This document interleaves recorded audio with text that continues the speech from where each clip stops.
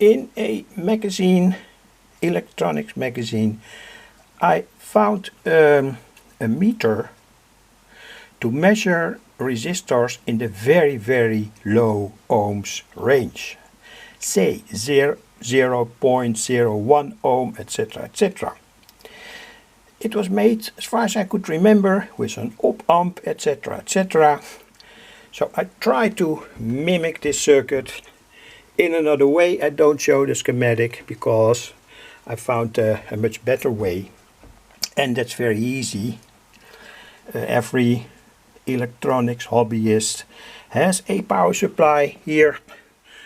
This is the one that I made, and you need for this measurement only a power supply, 300 milliampere meter, and a resistor.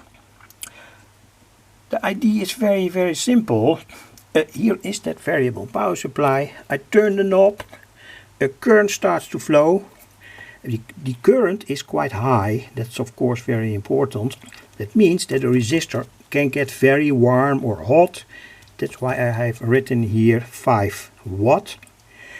And now you can set with that variable power supply the current in the circuit to a certain value. But what happens when we shortcut the shunt? Of course, the meter will fall back to a lower position. And that's the way that you can measure very low value resistors. And when you want to do calculations, you can use Ohm's law. And I want to demonstrate it now. It's only, say, a very simple demonstration. But it is a circuit that can be worked out further. And important to tell, I use here now 300 milliampere. You can also use a 1 milliampere meter. That means, of course, that you need a smaller voltage and current to drive the meter out, the pointer out to the most far position, etc.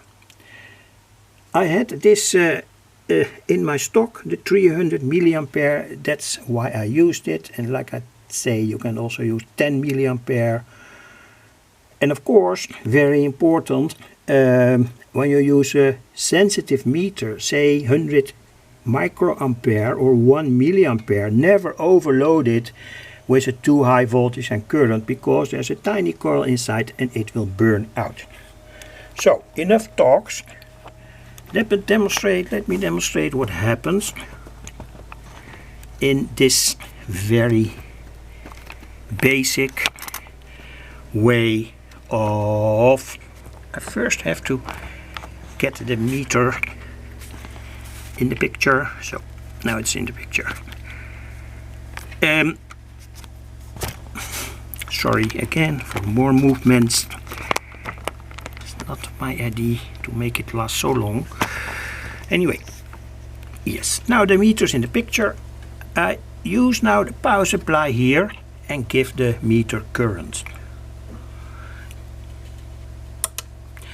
So when you lift up the voltage, the current gets higher and higher, and now it's on 300. I can move the meter to 400. Of course, the shunt gets very warm. That's logical. But important is that you now have a possibility to measure very low ohms resistances.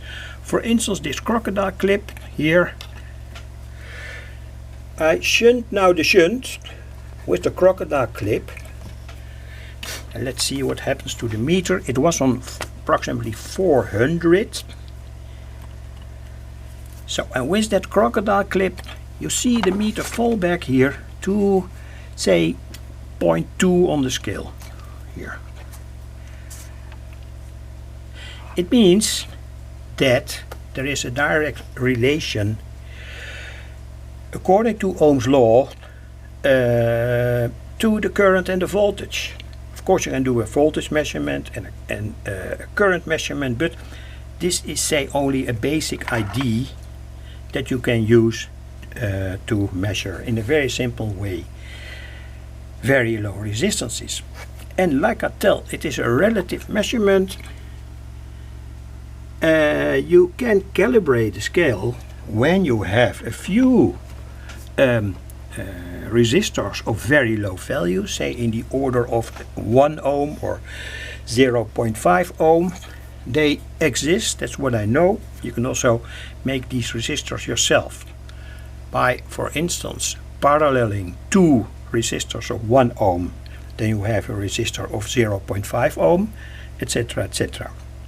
So this is a way to measure it, and I can show that even this tiny piece of wire here has an effect on the meter, and the most important thing is that you can read it off. So I now connect that tiny piece of wire. It's more or less a direct shortcut, and you can even see here that now it's on the first point of the scale, and that means that you can calibrate. Hope it's visible. That means that you can calibrate this scale with say resistors of low value, or perhaps when you have a contact with someone in a laboratory, say calibrating can also be done. Anyway, I think it's a useful circuit,